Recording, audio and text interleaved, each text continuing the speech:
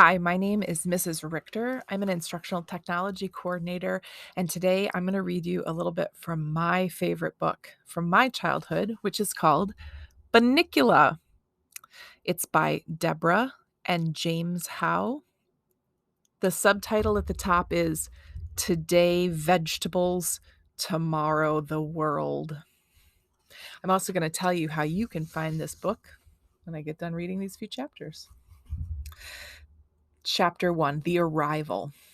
I shall never forget the first time I laid these now tired old eyes on our visitor. I had been left home by the family with the admonition to take care of the house until they returned. An admonition is a way of saying warning. That's something they always say to me when they go out. Take care of the house, Harold. You're the watchdog. I think it's their way of making up for not taking me with them. As if I wanted to go anyways.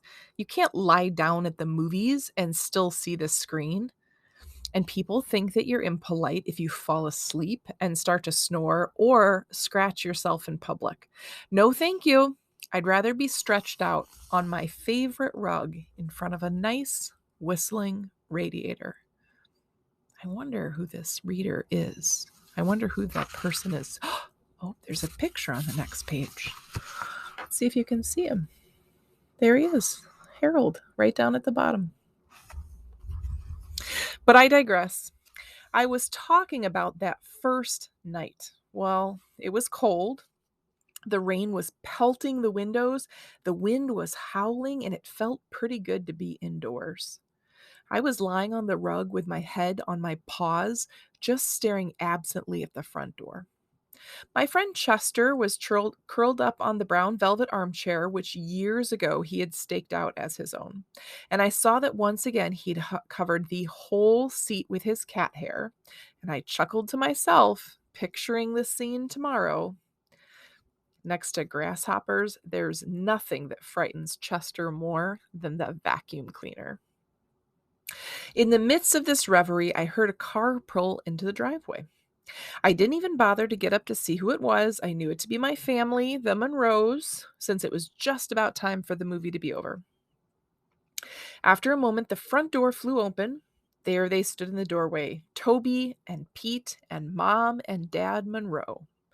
There was a flash of lightning, and in its glare, I noticed that Mr. Monroe was carrying a little bundle with tiny, glistening eyes. Pete and Toby bounded into the room, both talking at the top of their lungs. Toby shouted, "Put him over here, Dad!" "Take your boots off, you're soaking wet," replied his mother. Somewhat calmly, I thought, under the circumstances. "But Mom, what about the—" "First, stop dripping on the carpet. Would someone like to take this?" said Mr. Monroe, indicating the bundle with the eyes. "I'd like to remove my coat." "I will," Pete yelled. "No, I will," Toby said. "I found him." "You'll drop him." "I will not." "You will too. Mom, Pete punched me." "I'll take him," said Mrs. Monroe. "Take off your coats this minute." But she became so involved in helping the boys out of their coats that she didn't take him at all.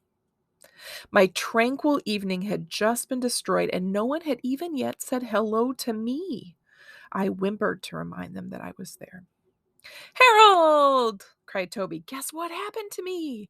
And then all over again, everyone started talking at once. At this point, I felt I must explain something. In our family, everyone treats everyone else with great respect for his or her intelligence. That goes for animals as well as the people. Everything happens to them is explained just as if it was explained to us. It's never been just "good boy, Harold," or "use the litter box, Chester," at our house. Oh no, with us it's "hey, Harold, Dad got a raise and now we're in a higher tax bracket." Or "come sit on the bed, Chester, and watch this Wild Kingdom show. Maybe you'll see a relative." Which shows just how thoughtful they are. But after all, Mr. Monroe is a college professor and Mrs. Monroe is a lawyer, so we think of it as a rather special household. and we are therefore rather special pets. So it wasn't surprising at all to me that they took the time to explain the strange circumstances surrounding the arrival of the little bundle with the glistening eyes now among us. It seems that they had arrived at the theater late, and rather than trip over the feet of the audience already seated, they decided to sit in the last row, which was empty. They tiptoed in and sat down very quietly so they wouldn't disturb anyone. Suddenly, Toby, who's the little one, sprang up from his chair and squealed that he had sat on something. Mr. Monroe told him to stop making a fuss and move to another seat, but in an unusual display of independence, Toby said he wanted to see just what it was that he had sat on. An usher came over to their row to shush them, and Mr. Monroe borrowed his flashlight. What they found on Toby's chair was the little blanketed bundle that was now sitting on Mr. Monroe's lap. They now unwrapped the blanket, and there in the center was a tiny black and white rabbit sitting in a shoebox filled with dirt. A piece of paper had been tied to his neck with a ribbon. There were words on the paper, but the Monroes were unable to decipher them because they were in a totally unfamiliar language. I moved closer for a better look. Now, most people might call me a mongrel, but I have some pretty fancy bloodlines running through these veins, and Russian wolfhound happens to be one of them. Because my family got around a lot, I was able to recognize the language as an obscure dialect of the Carpathian mountain region. Roughly translated, it read, "Take good care of my baby." But I couldn't tell if it was a note from a bereaved mother or a piece of Romanian sheet music. The little guy was shivering from fear and from the cold. It was decided that Mr. Monroe and the boys would make a house for him out of an old crate and some heavy-duty wire mesh from the garage. For the night, the boys would make a bed for him in a shoebox. Toby and Pete ran outside to find the crate, and Mrs. Monroe went to the kitchen to get him some milk and lettuce. Mr. Monroe sat down, a dazed expression in his eyes, as if he were wondering how he came to be sitting in his own living room in a wet raincoat with a strange bunny in his lap. I signaled to Chester, and the two of us casually moseyed over to the corner of the room. We looked at each other. "Well, what do you think?" I asked. "I don't think rabbits like milk," he answered. Chester and I were unable to continue our conversation because a deafening crash commanded our attention. Pete yelled from the hallway, "Ma! Toby broke the rabbit's house!" "I didn't. I just dropped it. Pete won't let me carry it. It's too big. Toby's too little. I am not. You are too." "Okay, fellas," Mrs. Monroe called out as she entered with the milk and the lettuce. "Let's try to get in here with as little hysteria as possible, please." Chester turned to me and said under his breath, "That lettuce looks repulsive, but if there's any milk left, I get it." I certainly wasn't going to argue with him. I'm a waterman myself. At that moment, the crate arrived, barely standing the strain of being pulled in two directions at once by the boys. "Ma, Toby says he's going to keep the rabbit in his room. That's not fair. Harold sleeps in his room." Only sometimes, I thought, when I know he's got a leftover ham sandwich in his drawer. Toby's a nice kid, don't get me wrong, but it doesn't hurt that he shares his stash with me. It was, after all, at one of those late-night parties in Toby's room that I first developed my taste for chocolate cake. And Toby, noting my preference, has kept me in chocolate cake ever since. Pete, on the other hand, he doesn't believe in sharing, and the only time I tried to sleep on his bed, he rolled over on me and pinned me by my ears so that I couldn't move for the rest of the night. I had a crick in my neck for days. "But he's mine," Toby said. "I found him." "You sat on him, you mean?" "I found him, and he's sleeping in my room." "You can keep smelly old Harold in your room, and Chester too if you want, but I'm going to keep the rabbit in mine."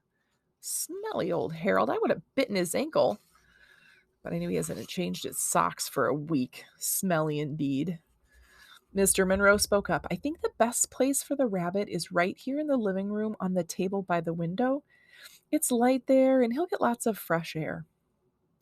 Pete's taller than I am, Toby cried. He'll be able to see the rabbit better. Too bad, Squirt. Okay, said Mrs. Monroe through clenched teeth. Let's put him to bed and make him comfortable, and then we can all get some sleep. Why? Pete asked. I don't want to go to sleep. Mrs. Monroe smiled a little too sweetly at Pete. Look, Ma, said Toby, he's not drinking his milk. Chester nudged me in the ribs. Didn't I tell you, he said. Excuse me while I make myself available. Hey, said Toby, we gotta name him. Can't that wait until tomorrow? Asked Mr. Monroe. The boys shouted in unison, No! He has to have a name right now. I have to say I agreed with them. It took them 3 days to name me, and those were the 3 most anxious days of my life. I couldn't sleep at all, worrying that they were going to call me Fluffy, as Mrs. Monroe had suggested. Well, all right, sighed Mrs. Monroe. What about, let's say, Bun Bun?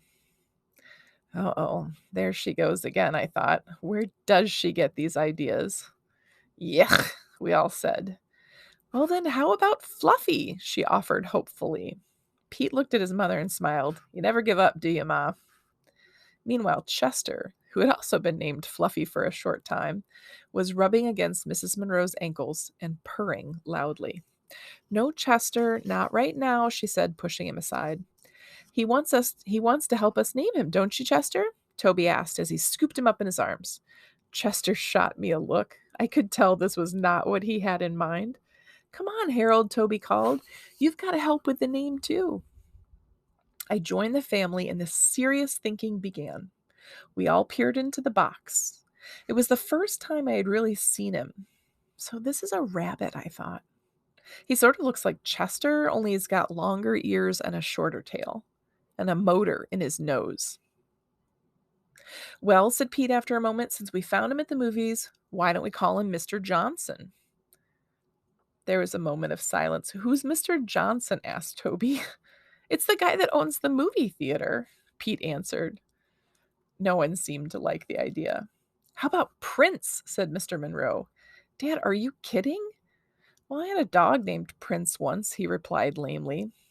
Prince, I thought. That's a silly name for a dog. We found him at a Dracula movie. Let's call him Dracula. No, that's a stupid name, Pete said. No, it's not. And anyway, I found him, said Toby, so I should get to name him. Mom, you're not going to let him name him, are you? That's favoritism. I'll be traumatized if you do.